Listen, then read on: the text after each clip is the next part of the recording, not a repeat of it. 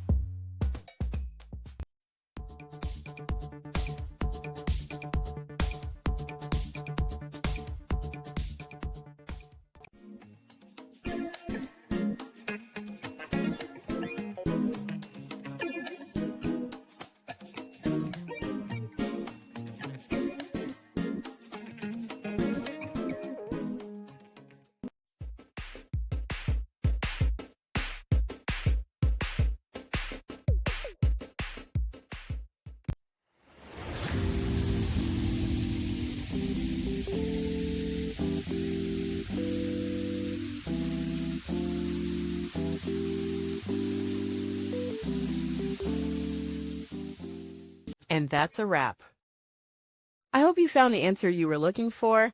If you did, take a second to hit that subscribe button. It really helps out. And let me know in the comments which solution worked best for you. See you next time in the debug zone.